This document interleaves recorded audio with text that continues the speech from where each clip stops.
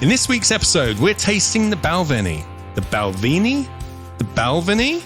However you want to say it, we're sampling their 14-year-old Caribbean. Caribbean? Caribbean? Caraborn? Cask Single Malt Scotch Whisky. The delivery was sublime, Nick. The delivery was sublime. First take. And today, we may well be in a romantic mood after we both watched The Amber Light, a film that came out last November by Dave Broom. So we'll have a little bit of a chat about our emotions about whiskey. We're also doing Booze Round. And as always, you can see some more whiskey-based content on all our social media platforms at Whiskey and Things Podcast on Instagram and at Whiskey and Things on Facebook and Twitter. And don't forget to give us a rating or review and subscribe on your favourite podcast platforms and press the share button wherever you see it. Get your friends listening in as well. Why not? Longest intro ever.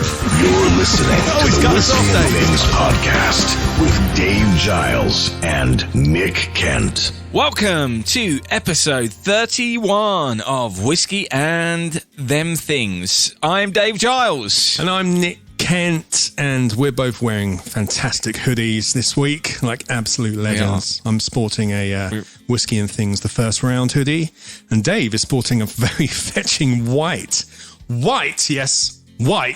Space and Things podcast hoodie. All available on their whichever site you want to go to. Appropriate website. Yeah, that's the one, yeah. But yes, nice one, man. I couldn't trust myself with the white hoodie, I'm afraid. But that's all right. You're rocking How you doing? You doing all right? I'm all right. I'm just waiting to... I'm up in Manchester, of course. I'm waiting to see what tier I'm going to be in tomorrow, whether I can go to my favourite whiskey bar at some point this week. But we're not here to talk about that, Dave. We're not here to talk about that. We're here to escape. We're not here for whiskey bars? Well, yeah, we are. But if I can't go to one, I don't want to talk about it. So, we're here to escape all the shenanigans of what's going on and delve into some whiskey. Of course, which is why you haven't asked me how I am. Dude, you're wearing a white hoodie. You're doing fine.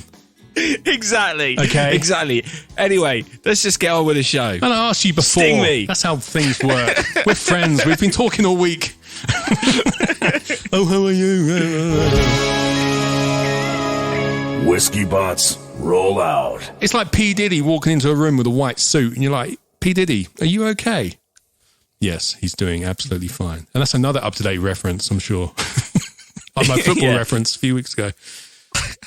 You love your 90s references, don't you, Nick? I do, mate. Are you doing all right? I'm not wearing a white hoodie. This week's whiskey. Balvenie, 14-year-old, Caribbean Cask, Single Malt, Scotch Whisky. Are you sure that's how it's pronounced? Or do we not care? I've watched a few videos. We don't care. Well, it's Balvenie. Balvenie. Balvenie is the most common... Balvenie. Balvenie. That's the most common way of pronouncing it I've been hearing. So, Balvenie, do what you want. But Caribbean... So we got the... Caribbean? Yeah, Caribbean. Caribbean? It is Caribbean, you're right. You're right. Cask. Yeah. Cask. Anyway, yes, this is Speyside, David. It's a Speyside. You're back up there. Okay. Yes, just outside Dufftown, which is near Glenfiddich and Aberlour. It's right in the middle. Speyside being that tiny region in the Highlands where there's a concentrated area of distilleries, correct? Correct. Where the borders are a bit kind of, we don't really know exactly where it is, but it doesn't matter. Yeah, there's a big long thing online about where they are. But yes, originally it's where all the illicit distilleries were because the government couldn't find them up there. Yeah. Until the railroads. Yeah, found out about that today. Yeah. We'll talk about that later. Well, we won't talk about that, but we'll talk about something later on, which we've been watching and learning stuff from. But yeah, good pop. Yes. Should we hear a little bit about it before we talk into what has happened to me? It's 20 to 10 on a Monday night and Nick's forgotten how to talk, everyone. Distillery history. Let's go into it. Balvenie, established 1892. You said it differently. Maybe I did on purpose. Mate. William Grant. We've heard that name, haven't we, Dave? We have heard that name. William Grant builds the Balvenie distillery in the abandoned Balvenie house, an 18th century mansion. And whiskey production started on May 1st, 1883. In 1929, the original maltings were replaced with traditional malting floor. And that's still how they do it today. They're one of 8 or 9 distilleries, only 8 or 9 distilleries that still do floor malting up there, Dave. Lefroy and Bowmore being a couple of the other ones. In 1971, they released their first official bottling of a single malt whiskey. It's called Pure Malt, and that was only aged 8 years. Because, of course, it was owned by William Grant, so I'm guessing in the early days they were distilling whiskey for blends, etc. Okay. And in 1983, the malt master, David C. Stewart. What a great title that is. Malt master.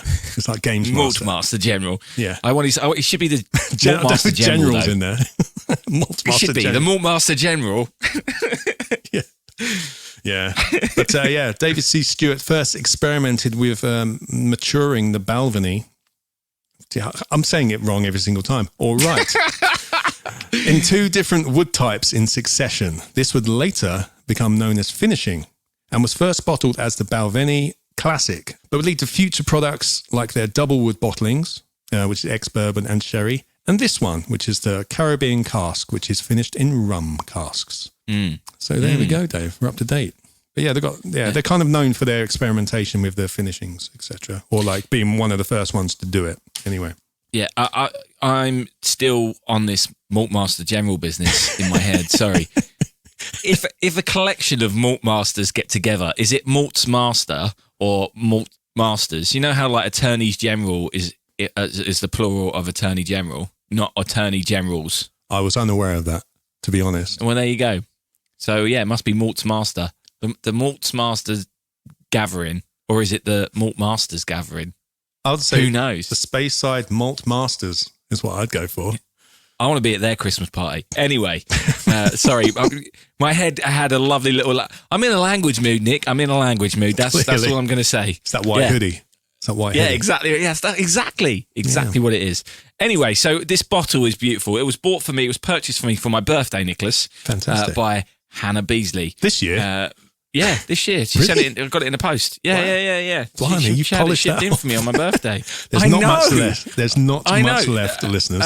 I very much enjoyed having this in my collection, put it this way. So thank you, Hannah. And I really hope we see each other soon because it's been too long.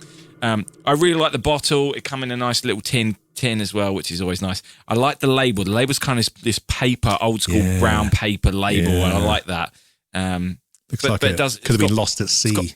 It's got all you want on it. It's got a few little tasting notes on there as well, which is always fun. 43%. Yep. And a cork. Oh, there it is. Happy days. There's that squeak. Happy days. Oh, yes. Yes. As I said to you, I've been talking about this since I got it and saying how much I like it. So yes, I've had this before. I'm a fan. Yes. Are we cracking on now? Have you got anything else you wanted to add? This was aged for 14 years. Of course. Yeah, it does say that on the bottle. Yeah. Yes. Of course. Here's the thing that's confusing me a little bit. It says traditional oak casks, American oak casks. Okay. Yeah. You've got the bottle there. Does it say ex-bourbon or not? Hang on. Oh, yeah. This single malt spent many years maturing in traditional whiskey oak casks before being transferred to casks that previously held Caribbean rum for a final period of maturation. Yes. So it was an extra 3 to 6 months, apparently, in the Caribbean rum casks. But I couldn't find it. I found on one website that it was ex-bourbon, but I think they don't seem to be pushing that. They seem to say American oak casks, which makes me think that they didn't have bourbon in before. They were virgin oak casks, which... Oh, that could be true as well. It could be true. Well, yeah, that's the thing. I can't find it anyway. But that's cool. But the thing is with the rum casks, they didn't just go buy some random rum casks. Malt master David Stewart actually did his own blend of West Indian rums in the casks first to get the right finish he wanted. Wow. Yeah, so it wasn't just a random rum. It just, he actually made his own little blend up, which is pretty cool. Pretty cool. Yeah, that's very, very cool. Good job, Malt Master General. So, yes, on the eyes, mate, it's a deep gold for me. It's a beautiful deep gold. Certainly is. Deep gold. That's a great coloration. Oh, what's that? Ooh, sorry. But yeah, we now got our noses going into these whiskey and things Glencairn, which we know make everything taste better anyway. I've got some lemon there. Bit of pineapple as well for me. Plums, brown sugar. For me, I think this is one of the reasons why I like it so much. It smells like... You remember when your mum used to make Christmas cake? Maybe your mum didn't make Christmas cake. My mum used to make a Christmas cake. Oh, she did. Or any kind of cake, really, but particularly Christmas cake. Did. And it's not the cake that it necessarily reminds me of. It reminds me of licking the bowl or spooning out the bowl afterwards with the mixture that was before it was cooked. I can imagine really little baby Dave on the floor with a bowl. Oh, my God. That was always the best days, getting the cake mixture. Yeah. And that's exactly what this smells like, the raisins and the cake mixture. Oh, right. So I'm really getting that with a touch of spice. It's like someone's put a bit of cinnamon in there. Or some just spicy kind of like things and dried fruits like raisins and things like that. So that's where I am with this. And I just love, I could smell this one all day long. To me, it's one of the nicest smelling ones we've had because I love that experience of, and my mum every year, she texts me when she does the whiskey cake, when she does the Christmas cake. And Dad lets me know that he is, of course, licking the bowl or spooning out the bowl. I say, cheers, thanks, Dad. Thanks. Bomber. Thanks. Yeah. Bomber, on to you. Always my best day. Whoa, Whisky God's here. Welcome. When did that happen? What? How we doing? Crashing the party. What do you think of those nosings, God? Interesting. I would have to agree to all of it, but found butter with those raisins and hard candy sweets with that lemon. Great note, Nick. Thanks. Blushing now. I'm blushing a bit, Dave. Wow. You get all the praise. Classic. Thanks, God. I'll take it from here, boys. All right, then. Carry on. The Balvenie 14-year-old Caribbean Cask. Tasting notes. On the palate, a peppy and welcoming stinging awakens the tongue and mouth immediately, followed by a creamy, warming, and savory note to blanket you back up. That first sip is almost a primer, preparing the palate for layers of thick, creamy vanilla and ripe, sweet fruit. Keep the sip in the mouth longer to unlock further viscosity, and notice on each exhale the strong, sweet, woody whispers from the ghosts of rum, wandering the grains of those Caribbean casks. On the finish, a warming, comforting, long finish takes over, uniquely fading slowly in random parts of the palate, teasing you for that next sip. Gratifying, warm, and creamy. That rum on the outbreath again. Overall, a premium complexity resides in this bottle. However, a commensurately easy drinking experience does too. For its price, it is one of the best alternate finishing cask whiskeys to serve to someone new to that experience. The Balvenie 14-year-old Caribbean Cask. Ta-ta. Ta-ta. Thanks for dropping in, mate. Thanks for dropping in. I like him when he turns up early, you know. He's on it, isn't he? He's on it. Yeah. I'm quite enjoying this new format with the God. He's coming in early. Clocks have gone forward in the clouds, I think. I think that's what's happened. Yeah, that must be it. That must be it. Whilst he was doing that, I was drinking along, and he's right. You do get that right from the off, that stinging. The alcohol's there. It definitely does get you in the mouth right up front. It's very creamy. It then is just really creamy, as he said. Yeah, it's just really creamy. It's so easy to drink this, which again is kind of what he said. So, why you don't have much left? Yeah, exactly. I literally have quite easily drunk this. Yeah, when we had all the Zoom things over the summer when we were locked down, and someone would be like, "Oh, what are you drinking?" I would always get this out. It was just, I mean, it's amazing. I knew I had to save some for us to do this, and it's been a real challenge. Yeah, that's a good one. It's fruity, man. It's fruity, but it's not the dried fruity. It's not Highland Park fruity. No. But it is malty on the end for me. But it's not a malt cake malty. You know what I mean? It's not fruit cake in malty. It's just fruity and malty. Are you trying to become the Malt Master, Nick? Is that what's going on here? Malt Master General. Malt Master General Nick Kent. But I tell you what, this does remind me of as well, though. Go on. It reminds me back in the day with my family, we used to have barbecues, right? And at the end of the barbecue, after we'd done all the meat, while the barbecue was still hot, my parents would get bananas.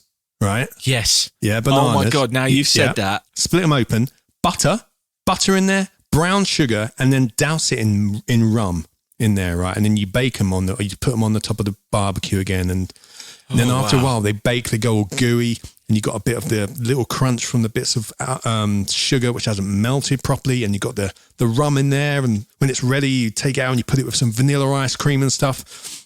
That's this. That's what I'm getting with this. I'm getting old school barbecue dessert vibes.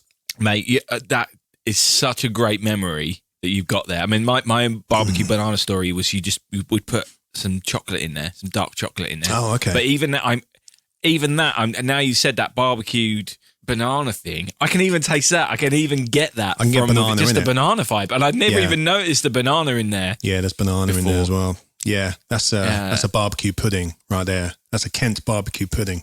Oh man, I need to have one of those. Yeah, I tried it a few weeks ago actually with but the same thing but with bourbon. Yeah, put some bullet in there. That was good too. I think rum's better, to be honest. It's got, I don't know, with the sugar and everything and the banana and rum together, I think worked a bit better. But I wasn't complaining. It was very nice. But yeah, I'm liking this. Yeah, 53, I love this. £54 a bottle. This one. Okay, cool. Isn't too bad. So a little bit more expensive. It's a bit of a treat. Jeez, it's a bit of a treat. I believe they have their double wood. Their standard is the double wood now, which you can get in most supermarkets for about $39, I think. Yeah, I'm that's not the sure. 12. I've seen that a few. Yeah. But if you ever see this around, or I'm sure we'll drop a link to the Whiskey Exchange. Just go and get it. Do you know what? If you know someone, we're probably going to do a whole show on Christmas. But if you know someone who likes whiskey, and this was under the Christmas tree for him, they're going to be very happy. They would be very happy with you. I can't imagine anyone not liking this. But then that's because I really love it. Yeah. But it's such a classy drink. It's not much to it. It's not a smoky one, which people who don't like smoky whiskies might get offended by. Again, it's unoffensive. It's just nice. It tastes of just sugary, not sugary, but it's just delightful. Yes, I think it's the bourbon end of a Scotch without being too sweet. Yeah. Good one. Good analogy, Dave. Oh, thanks, Nick. Well, you pushed me there. So good for you. So well done. Well, very well done. Yeah. Recap. This is good. I like it a lot. A real lot. Yeah. 25 out of 25. Yeah. Anyway, so yes, there we go. And we'll put a link in our description of where you can purchase this whiskey easily. Enjoy. I'm loving it. Try it for yourself. Yeah. Try it for yourself. Yeah. Whiskey! So as we mentioned a couple of weeks back, in episode 28, we found out about a movie by Dave Broom called The Amber Light. Yeah. Which came out in November last year. Had a limited screening around, but now you can go and watch it on Vimeo. You can rent it for a couple of days for $4.99 or buy it for $10.99. I'm sure we'll put the link in the description. And we both, after hearing Dave talk about it and hearing the Boutique Whiskey guys talk about it with him, I wanted to watch it. I checked out the trailer straight away, and it just looked really delightful. It's not a documentary about how to make whiskey. No, they get that over with within a minute. That's what I liked about it. They get that done quite quick. It's about the story of whiskey, and even then, not whiskey, Scotch whiskey. To be precise. Yeah, and by that I don't mean it's like a historical documentary about whiskey, but it's about the idea that whiskey has a story within communities. And what I'm about to say might seem a little pretentious, but it's not. But it's saying that the making of whiskey should be considered the same as an art, as the making of a story and the telling of a story and the singing of a song and the painting of a picture, especially within Scottish culture. And it brings all this stuff together. And I really loved it. What did you think? I loved it too. Yeah. As you say, it's not about the how it's made. It's more like the connection and the parallels between whiskey and Scottish culture and all that kind of stuff instead of the drink itself. It's directed by a guy called Adam Park. Dave Broom wrote it, and he was our guide through the documentary. Various regions and places. But yeah, as you said, what I loved about it is like other whiskey documentaries are about the whiskey, blah, blah, blah. But this got it over with. He's just like, it's boiled beer. Boom. They put it in oak to mellow it out. That's whiskey. Now, here's the bigger picture, and goes on. It's fantastic. But within how they did that, I still come away going, oh yeah, that makes a lot of sense. Because sometimes when people are trying to explain it, it's overcomplicated. But that this movie made all of that process really simple, and then even the bits they did show you of it being made were interesting. Yeah, and it brings you right up to date. So it talks about old distilleries and their history.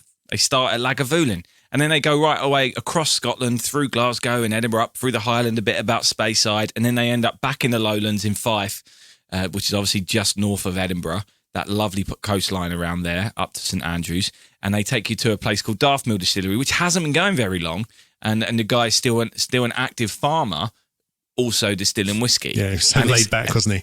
He was so laid back. And you got a farm. But, I thought I'd just start making some whiskey. It's fine. Start making some whiskey. We've been talking about it for ages, and then we just decided we're going to do it. But it was that whole showing the story of it all, and also showing how it all comes together. And they looked like they went to some great whiskey bars as well. And he was talking to various people. Oh, yeah. There's a couple there that I really want. I was like, I know. That looks great, that place. It makes me want to go back up there. I love Glasgow and I love Edinburgh. And it really took me back to the excitement of the last few years, going up there and spending a week up there, playing a show, touring and stuff, and being able to actually explore. And it really took me back to those days and makes me want to go back up there.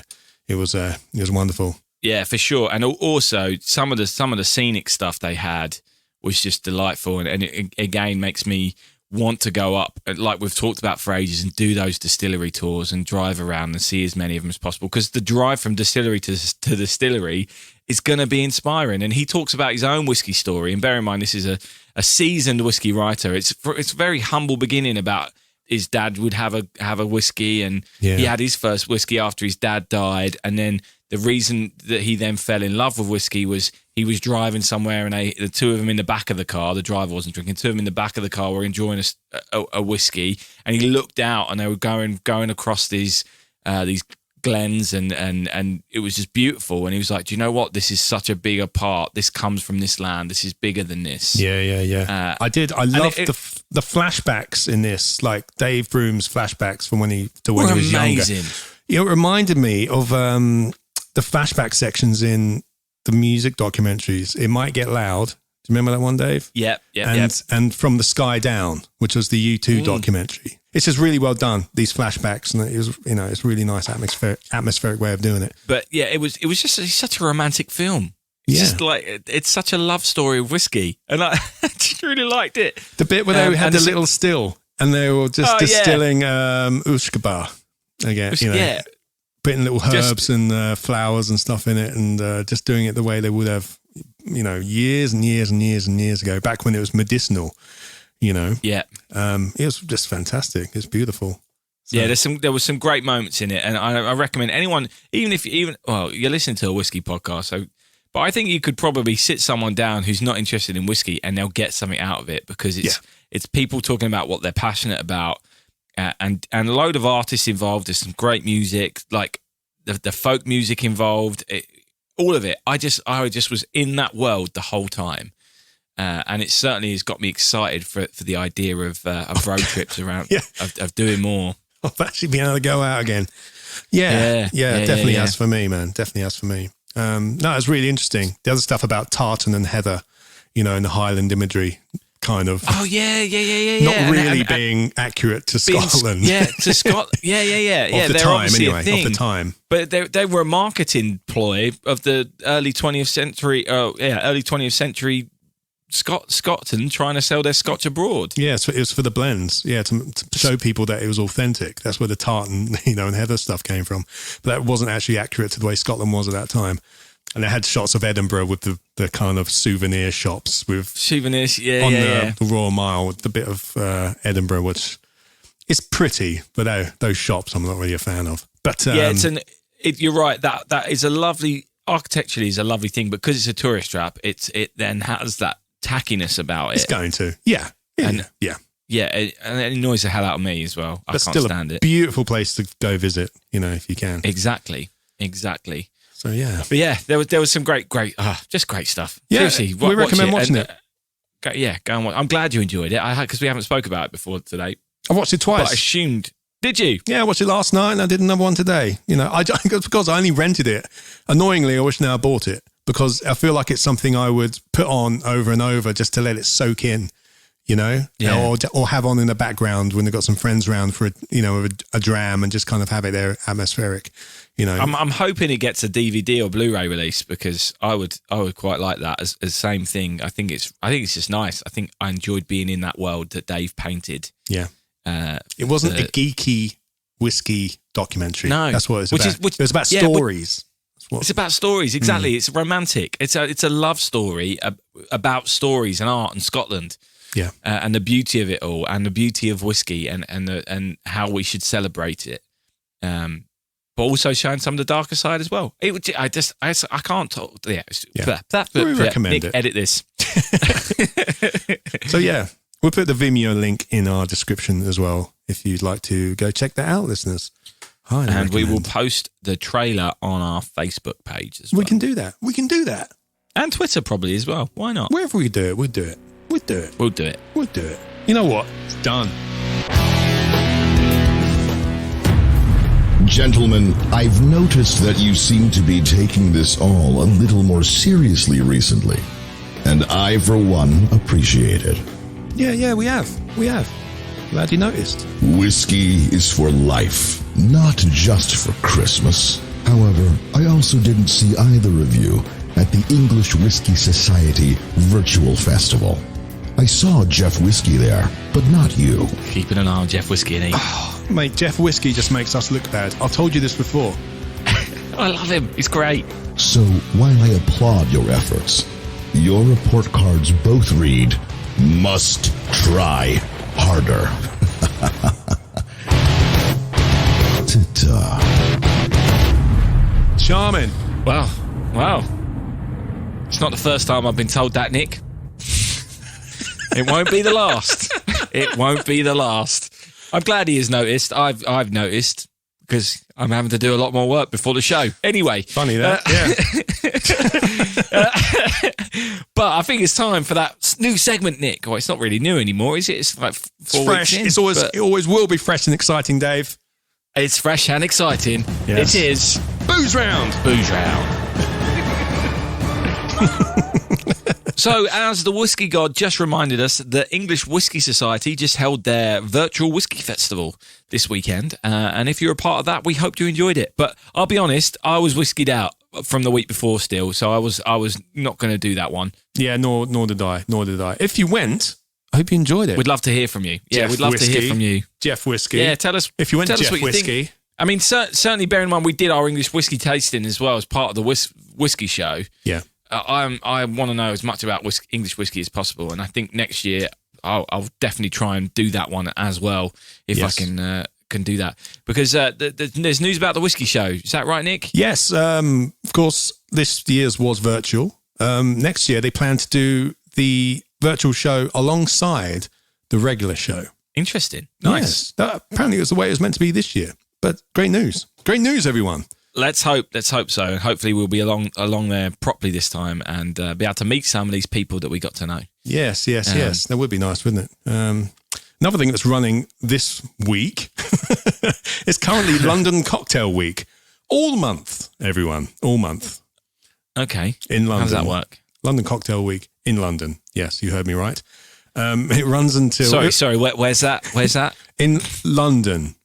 That there, London, that you moved away from? The one I moved away from, that big city down there where everything happens, and I moved away from. Yes, it's there. It's there. Right. There. Okay. It runs in London until October 31st. How they're doing it is you pay £12.50 or £15 and you get a wristband that allows you to purchase like signature serve cocktails in hundreds of participating bars around London, which are handpicked by organisers for excellence, Dave. It's pretty cool. There's all these bars around, and you go in there with your wristband, and you can have these cheap cocktails which they've put up, which is pretty cool, as long as the bars stay open, everyone, I'm not so sure that's... So what's going to happen. It's a lovely thing, but yeah, I'm sure it's something they probably do every year. It doesn't necessarily seem that appropriate this year, but yeah, good if they're doing what they need to do. So, yeah, I know. If you can support your bars, do in a safe way, please, everyone. Yes, Safeway. What happened to Safeways? Came Morrison's, didn't it? Oh, did it? Yeah. It's still in America. Thanks. They've still got it in America, which is weird, with the same logo. What's that about? Wow. Who knew? Who knew? Anyway, talking of America, Nick, there was an interesting story that came up. I noticed this on Instagram this week, which is amazing. Yeah. So these two guys have bought a house which they knew was owned in the past by a bootlegger, a whiskey bootlegger, from the 20s, and they bought this old house and they want to redo it and do it up. And as they were starting going through the house, they had like taken some panels off, and they've started to find all the 1920s bootlegged whiskey that the guy was obviously using he was using the walls of the house to hide it. And they're finding all these bottles, and they're like, what? And the videos are amazing. They're in the floorboards, they're in the walls. It's amazing. Every time they pull off a panel, they seem to find more of these wrapped up bottles of whiskey. You know what, Dave? I saw that as well. No, it's interesting story, this actually. Yeah, they started removing floorboards and all kinds of stuff. And they were they weren't even like under the floorboards. They were built into the floorboards, weren't they? With like their own little compartments and all that kind of stuff. The bottles dated back, or say, to the 20s. They were signed R.M. Clark, apparently, dated October 23rd, 1923. On the back label, each indicated that it contained spirits of a high degree of purity, possessed with excellent quality and flavour, etc. Blah, blah, blah. But they were all called Old Smuggler. Old Smuggler Gaelic Whiskey, which to me is a bit on the nose. You know? Yeah. It's like... Yeah, maybe. Yeah? So, yeah, that does seem a little bit on the nose, doesn't it? Well, are you suggesting that this story isn't real, Nick? Is that what you're suggesting? It just seems a bit weird. It's on the label. I'm looking at it now. It says Old Smuggler, and it says the Gaelic Whiskey. And then under the Gaelic Whiskey, it says in little words, very old. Again, I'm sure it's 100% authentic, but it's very old. Very old. It looks very old. They found it. It looks very old. So if you want to check out their Instagram, it's instagram.com/bootlegger bungalow. Yes. We'll also put the links to the news reports from the Gazette and etc. CTV News. We'll put those in our description as well. So you can find the videos and stuff on there. But yeah, it's an interesting story. I think they're planning on kind of putting them back and opening up as putting like glass over them. Oh, really? So, yeah, I think so. Make it a little tourist attraction. So they're not going to drink him? They want to try, apparently. But obviously they need to have them tested first, make sure they're not toxic or whatever. Oh, yeah, of course. Yeah, I suppose if they've been in the walls. Yeah. Yeah. So that's nearly 100 years old. 100-year-old American whiskey. Or Gaelic whiskey. Very old.